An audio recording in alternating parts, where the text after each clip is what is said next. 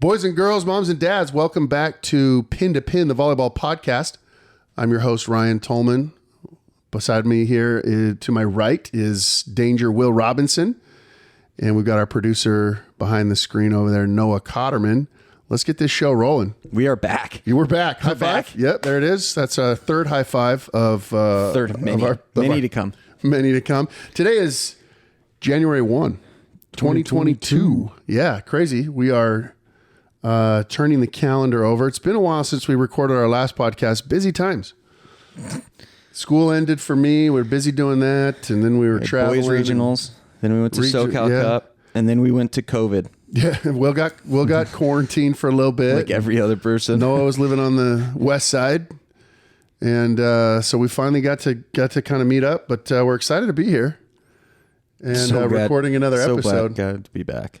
They say it's like riding a bike. I kind of feel like this is our first episode again. It's been so long, right? Yeah, it took you 3 tries for the intro. That's all you need to know, people. Yeah, right. Yeah.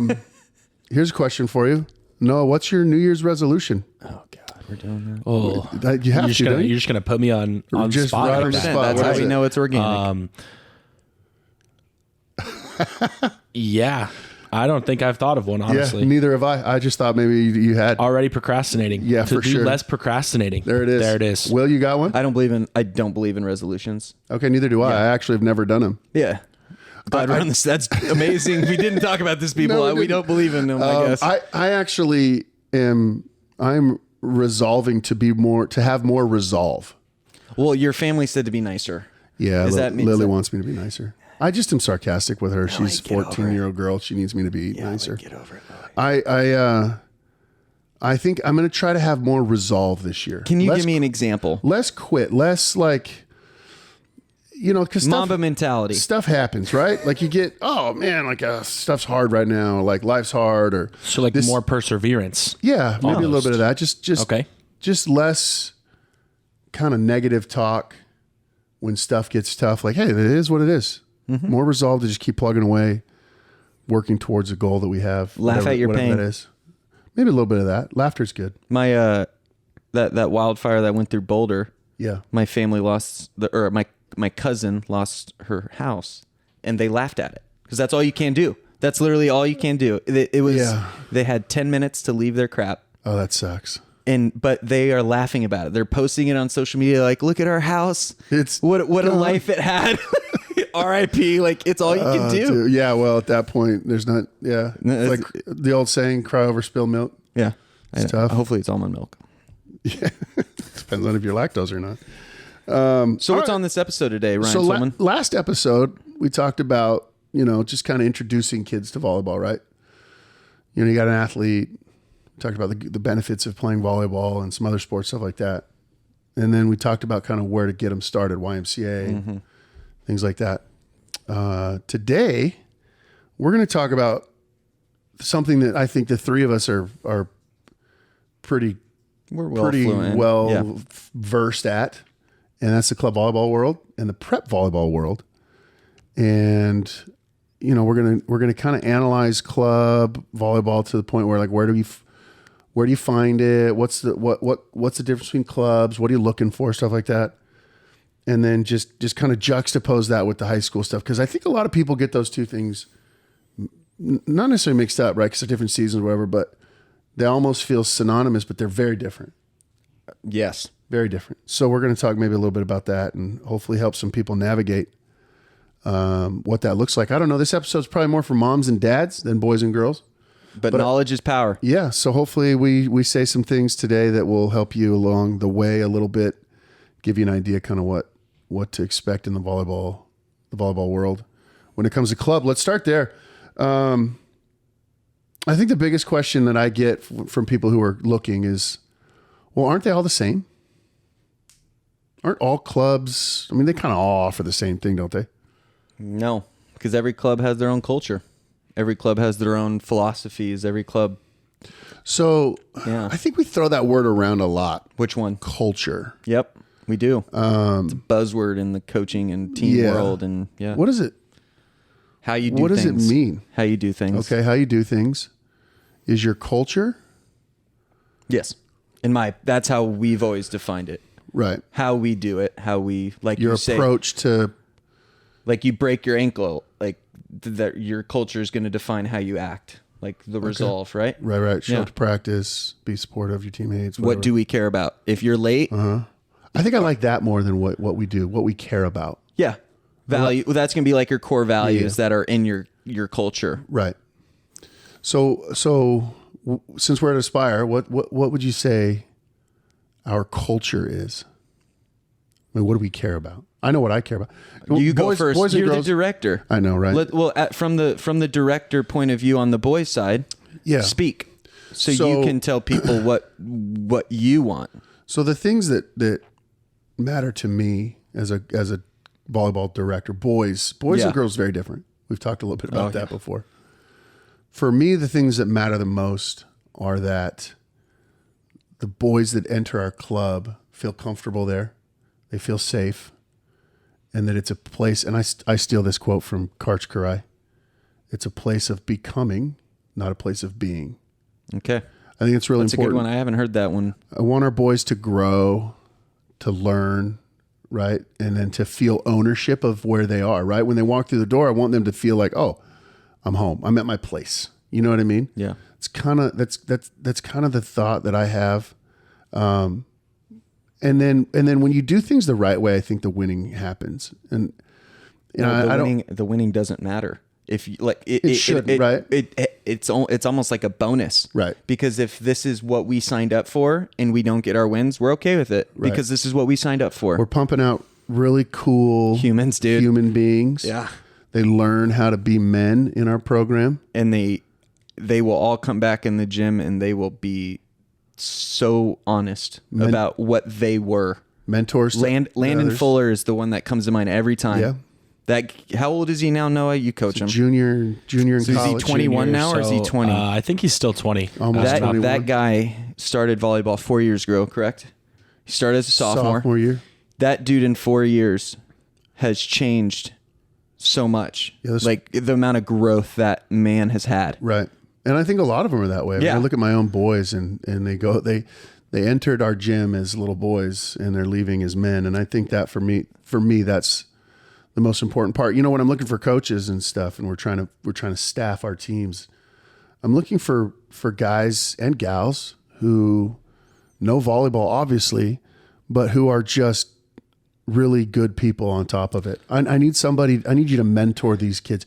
Because volleyball is going to stop for all of them at some point. And for most of them, it stops sooner rather than later. It does, especially on the boys' side, yeah. So what lessons are you leaving them, life lessons are you leaving them when they're finished playing volleyball at Aspire? That's the stuff that matters to me. I know that winning is a big component of club volleyball. We got to win. Mm-hmm. And I know that the kids really want to win. Moms and dads want to win. But I think winning that's more is important. growing. Winning's part of the process, right? So what do you think? I mean, and I know you and I are kind of lockstep with some of that. Yeah, we're culture pretty. stuff, but I think the biggest thing that I tell every one of my 16s teams, just be a good learner, and good things will happen. The second you don't listen to your coaches, your family, whoever, you're probably not going to do well. Yeah. You're just not. Right.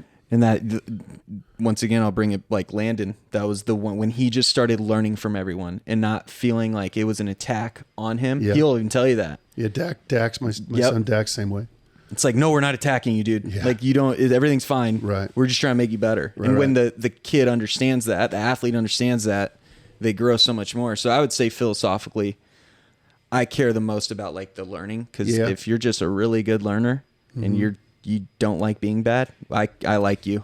I think I like you a lot. I think that's something you've added to our club a lot. Like I think coaches have kind of drawn from that too. I know I have, spending time with you, just the learning side of volleyball and how much you can learn, just the game for one, but then how you can apply that to Everything. life. Yeah. It's great.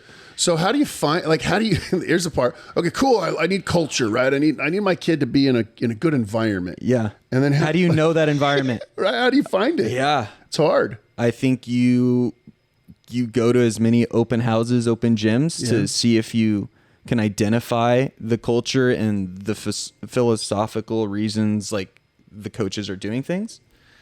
But I think it takes time. Yeah, and you got to ask the right questions. I think that's the biggest problem. That is, what's the best question to ask a director?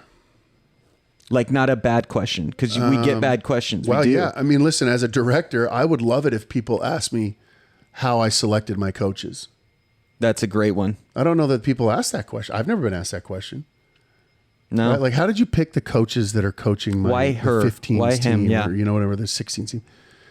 And people don't ask those questions like, oh, well, am I going to, are you going to make me play outside? Or are you going to make me play middle? Am I going to play a lot? Am I going to play at all? They ask I think they're asking the wrong questions. Yeah, it's about them, which I get. This is a mean society. So playing time is always the number one question that comes out. And I don't know that it's the number one reason why you pick a club is playing time. We have a girl on the 16s, and she gave one of those great mature statements. She's like, I want to be the worst player on the team, and I want to learn as much as I can this year, and if I don't play, I don't play. That's a great mindset. That's a great mindset, because then if you do end up getting your way into the starting role, oh, cool. Yeah. I did it the right way. Right, yeah. Good for her. Those are the has cool good kids. parents. I have no idea, but I'm guessing she's got something's good. All right, so let's say you identify a club that's got some good culture, and there's some great clubs in Arizona that have phenomenal culture, really, really good culture, and we can name a bunch of them, but we won't. Okay, we'll just tell everybody that Aspire's got the best culture. Sure. But I have a lot of respect for a lot of different clubs around Arizona, different things they do, and you kind of see how they operate, and you pick and choose stuff that they do really well. I think the number one thing that people look for is what team can I get on, and how competitive are they? That's gonna be our next one that right. we're talking about, right? So are you looking for a ones team, or are the twos teams okay, or even a threes team? Boys and girls, a little different each one of them, right? But let's say I've got a daughter. You do? Go girls. I do have a daughter, actually. We don't even have to say that. Yeah, I have one. So let's look at Lily, for example. So, she's going to go to Aspire because that's where Dad is, right? There's no shopping that around. But I suppose she's on her 15 twos team. She's playing with me on our 15 black team in Aspire. I'm coaching that team this year. And I think that she is in a great spot. She probably could make a ones team in another club somewhere, potentially. But I think she's in a really good spot. And the reason why is because she's getting great coaching. Yeah, Berto's great. Berto is great. Alberto is phenomenal. It's part of it. Yeah. I mean, I'm going to toot my own horn there. She's getting great coaching. That's a great shoe staff. She's going to play a ton. And it's good competition. She's not the best player. She's not the worst player. She's right in the middle. And so it's a good environment for her to learn how to be a leader, for her to try things and make mistakes and have to be okay. Yeah. You got to find the right fit, man. And it's hard to. I wish more people, especially for the girls, I wish more of them would look at it and be like, hey, guess what? It's okay that you're on a twos team. For a lot of reasons, because a twos team, I mean, not all twos teams are built the same. I get that, right? Coaches matter. Team matters, right? If the twos team is just if it's awful and you're the best player, that's tough. That is tough. But kids all too often just think it's one or bust. Yeah. Well, it's like the D1 mindset. I have to go D1 or else I'm a failure kind of thing. It's the status. It's status and keeping up with the Joneses. That's loud. That's a new boom mic, and we're learning. Yeah, that was really loud. All over that arm. You don't like that cord in your way. No. Yeah, it's a tough Find your fit. I tell all my girls, I don't care what team you're on. I don't want you playing all the time, and I don't want you sitting all the time. Hopefully you can find that balance. Well, we want kids to, and I talk to parents at open houses and stuff. Girls' parents more than boys. Boys' parents are funny. I don't know what they look like until the first tournament. Right? Yeah. Maybe not even the first tournament. The boys will come to 12 open gyms and you won't even know who their parents are. They won't line up and ask a question. They're like, I like that place. I'll just go there.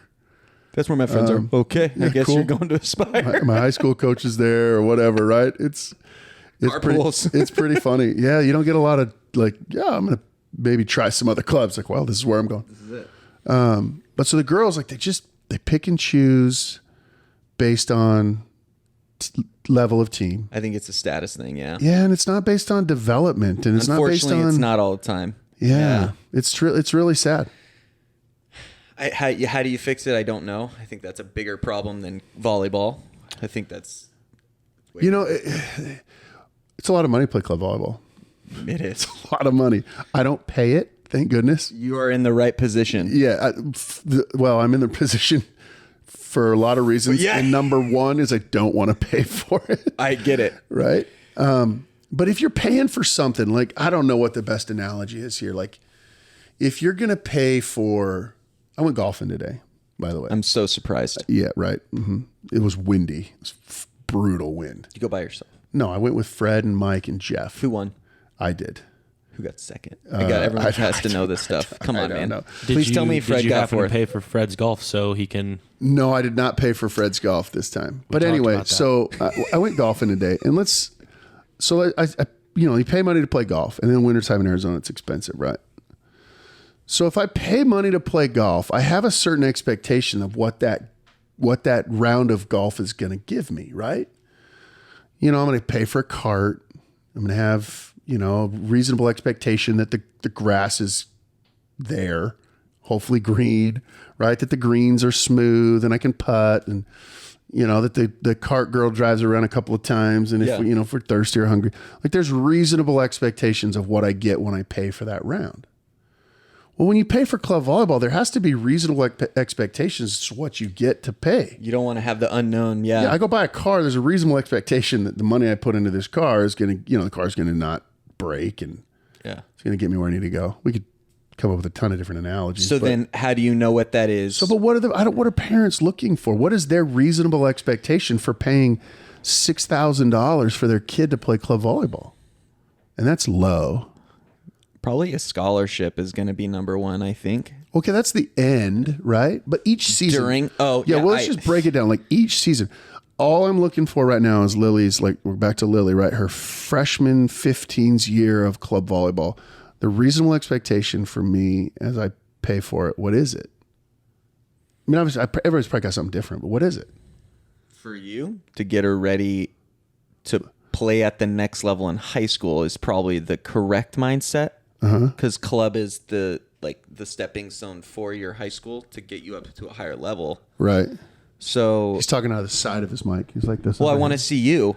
I don't want to. Hey guys, I'm talking to Tolman this way. The mic moves. The mic does move, but it makes noises. That's all right. We're learning how to use the boom mic. Everyone. So yeah, that's what I would think.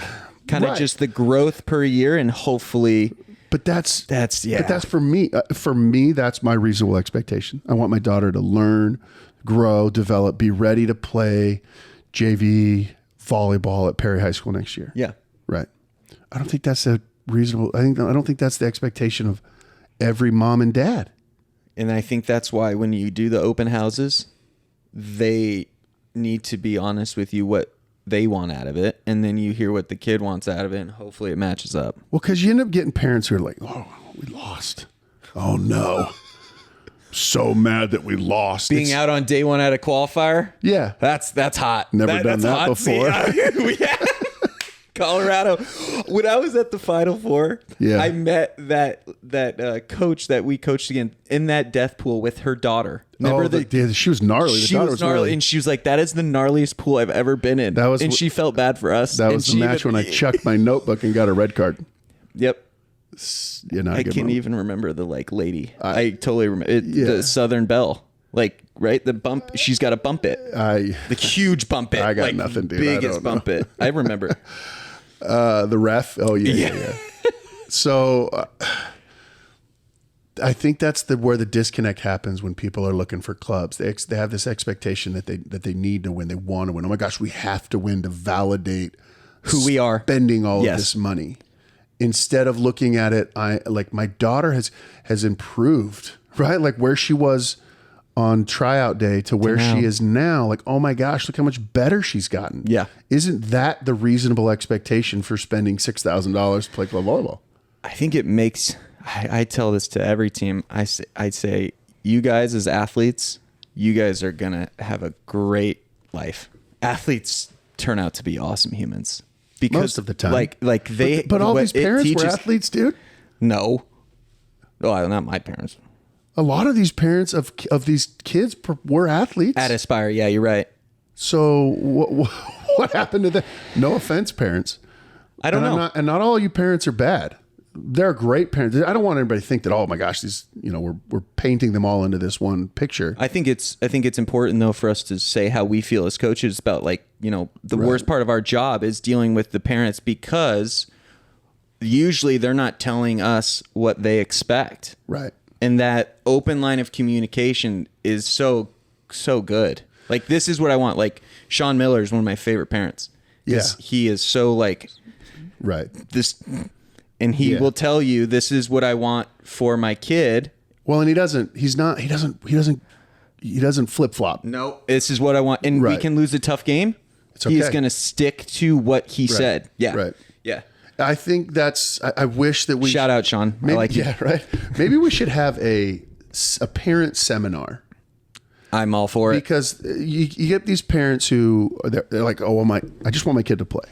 I just need to see him in the game. And that validates money too. It does. I paid a lot of money. My kid's over there in uniform. I need to see him on the court. I get that part. So everybody should play. I think at all levels, at some point during a day of volleyball, your kid probably should be on the court. Every kid should see the court at some point, right? And there are some who don't. There are places who don't. There are clubs who don't. High school is very different too. We'll get to that in a minute. Very different. Yeah. But so I think people need to just realize, like, listen, I need my kid to play. Doesn't need to play a ton, but development, like the winning. Because then it happens like, well, everybody played, but we lost. Okay. Oh gosh, disaster. We lost. Yeah. He's out there playing. He's out there playing that kid again. Him and his lineups. He's got all these. That's my favorite. The parents are like, God, it's a different lineup again. Super funny, dude. If you would have watched Nebraska's lineup this year, it changed like 20 times. Well, I mean, listen, they're deep, right? It's all relative. Yeah, all relative, right? Man. Yeah. What his roster is what we think our like. It's all the same. Yeah, play everybody. Yeah, and it's hard because winning matters, right? At the end of the day, it does. You're playing a sport to win, right? Why you play to win the game, right? Why else would we do it? You know what I mean? So that's a hard deal. It is, especially when money's involved, and that's where the biggest thing in club is you got this financial commitment that you don't want to see go to waste. Yeah, I wish more people would, more parents along those lines would just look at, see that they're paying more for practice. That's something that needs to get talked about more. Not a game. Not a game. We're talking about practice, man. Practice. I wish that they would see that as the big chunk of what they're paying for. And they don't. They see it as game day. I'm paying for game day. Mm-hmm. And that's you earn game day through practices. Right. Yeah. What we got on the docket next? Well, we're looking at, here, private lessons. It's another thing you could pay for. Is high school after this? Yeah. Okay. So this is Yamashiro's alley. I know. He has done more. Him and Legay have done more private lessons than any other human I have ever seen in my life. Karen's been doing it. She does a lot too. Yeah. What is your opinion of private lessons? Hate private lessons. Tell the people why. Biggest waste of time. Okay. Why? It's such a sterile environment. Define that to a person that doesn't understand. So volleyball is very random. Very. Ball bounces in weird ways, and so if you you get in a closed environment, sterile environment where I'm just going to toss this perfect ball to you and you're going to jump up and hit it. The benefits, I get it. They're there, right? You want repetition, you want muscle memory, stuff like that. And I guess it mirrors maybe me going out and shooting 500 jump shots in the front yard every afternoon. But did you have a guy there? I didn't. But basketball's a little easier. You can more self-sufficient. Yeah. Yeah. But so private lessons for me only go so far, although I've seen kids take them and they seem to improve. But there's always, you got to get on the court with other kids, right? Yeah. Yamashiro does a lot of group lessons, which is cool. He'll get 2 or 3 kids in, and that has a little bit more benefit to me. I think the one-on-one is only beneficial when the kid is working on something specific that they know they're bad at. Mm-hmm. So then they can leave saying, I have knowledge on this thing I wasn't good at, and now I have some more mechanics, not drills, but like movements that can help me with that. Right. And I can implement it in my next practice. Most private lessons are truthfully going to be like affirmation and confidence boosting. Yeah. So the kid leaves feeling like they're on top of the world. Yeah, like my coach told me I did a great job. Exactly. So I think you're going to see most private lessons help the mental health of the athlete more than the actual physical side. But there are certain kids that come into privates that are super locked in and will do video delay, be really specific with what they're doing. But then some kids are just like, toss me a ball. Yeah. I just want to get reps. Mm-hmm. You're just a homie at that point. Yeah. I have done some of those with my own kids. I've done one private lesson with one person in my entire life that I got paid for. You did say it was kind of nice getting paid, but you're like, she flipped me $50 at the end. I was like, that was cool. But other than that, I spent an hour just, tossing a ball into her. But anyway. I think group lessons, parents, are actually where your biggest bang for your buck is, because it's going to be the most random. And it's going to be specific to their position. But if your kid is having severe problems with the technical side of things, I do think that's a perfect time for one-on-one. But they need to go in there with intent. They can't just be like, I suck at this.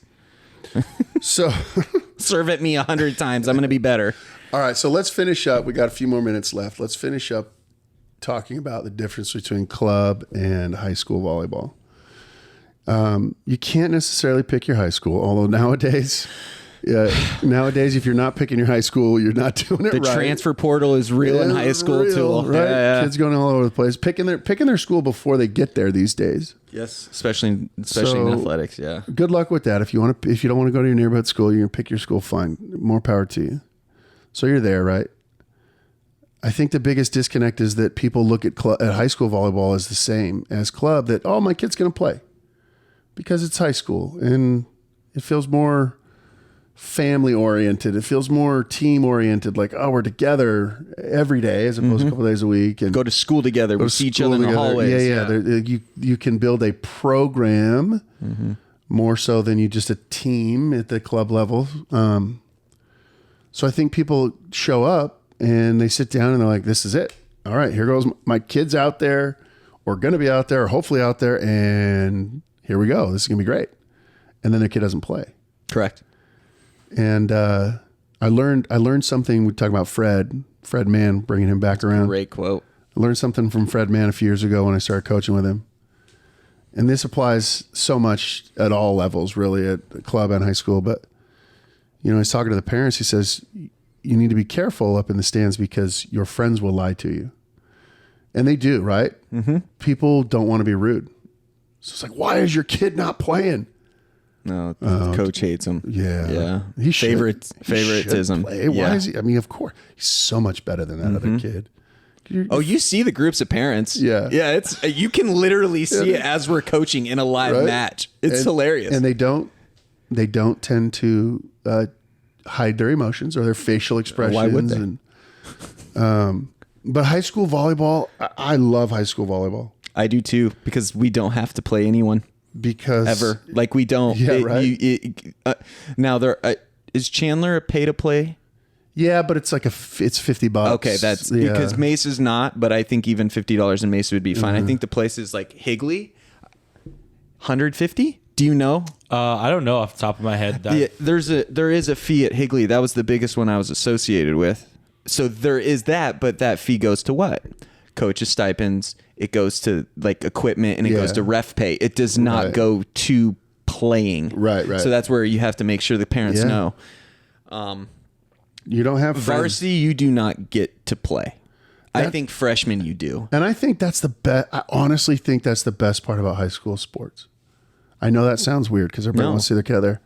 I think the best part about it is that the winning matters more.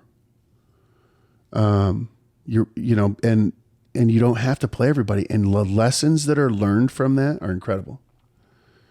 I take a lot of pride in making sure my teams understand the process and the culture and what we expect of them, and that they're not going to play. And those are great conversations sometimes to have with kids.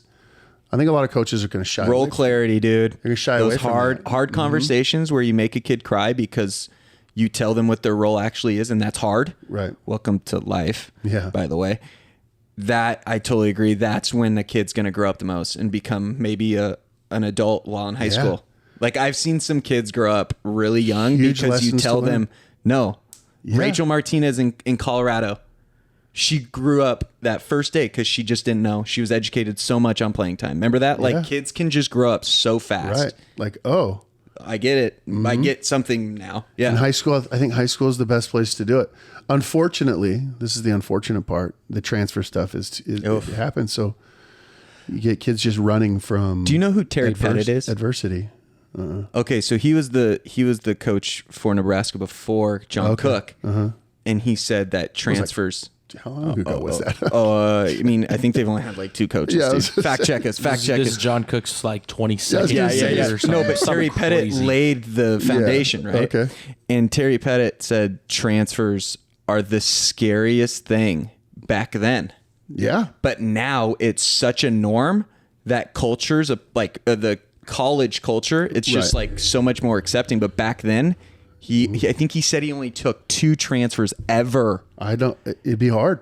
2 because they're running from something, aren't they? Yeah, or they didn't like something, or the coaches. Yeah, transfers scare me in the high school level. I don't know about you. Oh, I don't like transfers. I go through probably at least 5 references when I get a transfer. Yeah, at least I got to call somebody. I got to figure it out. Why is she coming to me? Why is he coming to me? Yeah, right. But yeah, I like the lessons. You know, kids have a little bit more sense of pride when they put their high school shirt on. You know, they feel like it matters outside of just them, outside of just the team. Yeah. Club volleyball kind of feels like it matters. Just the 12 kids that in the team and the moms and dads and stuff. You know, it's bigger than that. Yeah. In the high school. Yeah. And I think those are great life lessons to have. And I wish that more kids played for their neighborhood school because that's where the pride develops. Not a lot of pride. If you transfer somewhere, you're playing, 4 neighborhoods over. How much pride can you have when you're putting that shirt on? Because you probably did it for the wrong reason. Noah was a transfer kid. Here we go. Noah, why did you transfer? No, this is fine. What do you got, Noah? Yeah, why did you transfer? And honestly, I transferred after I came home from tryouts my junior year, and for whatever reason, I did not make the team at Deer Valley, and personally, I thought that I should have, my junior and sophomore year. Actually, sorry, I made it my sophomore year, not my freshman year. And I was like, you know what, Mom? Like, they're just, for whatever reason, they're not seeing like what I think I'm seeing, and I don't really get along with too many people in the program. So change of scenery. Yeah, I just wanted something new, something fresh. Like, it was different. I wanted to have fun my senior year, and ultimately, I think I did. I found a school that wasn't too far up the road that had two or three of my really, really good friends that I played, club volleyball with throughout high school and back into middle school. And did you feel a sense of pride when you put that? It was Ironwood, right? Yes, I did. Yeah, because it was like, as much as it wasn't like, hey, this is the school that I went to, this is where I started. Like, it was a little different when I went there because I kind of felt a little bit more, I wouldn't say accepted, but like we were doing something special because Ironwood never really had, I think the last pretty good Ironwood team was early 2010s, maybe late 2000s with Brad Friesen, Alex Steps, that group. And other than that, boys volleyball at Ironwood never was really, a thing. It's cool to put them on the map, so to speak. Yeah, and about halfway through the season, we had, people taking notice from way over here on the east side of Phoenix. And, we had newspapers that were coming to practices and saying, hey, like, you guys are doing something, and this isn't, ever that common. Right. So, yeah, I think I had a good amount of pride because of that, because, there was a good 6 or 7 of us that worked really hard, and we were like, you know what? We're going to show people something that Ironwood's never done before. Yeah, that's cool. Yeah, that's a success story when it comes to the transfer stuff. And there's a lot of them, obviously, but that was a cool one. Yeah, I feel like high school sports allows kids to grow as a human being more than club does. I feel like club sometimes is, it's the technical side. It's the volleyball. It's just volleyball, right? You don't have as much opportunity to really talk about the mental stuff and teaching kids how to be, how to be a good person. Practicing on a school campus. Yeah. Because it changes the way the kid, they're not leaving. Right. Just they're not going into a warehouse. Yeah. Right. Right. They're staying at the place that they study, Yeah. I also like the fact that kids can't pick their coaches. Yeah. You could, to a certain extent, pick your coach in club because you just go to a different place or whatever. You show up, learn how to deal with a guy or a gal.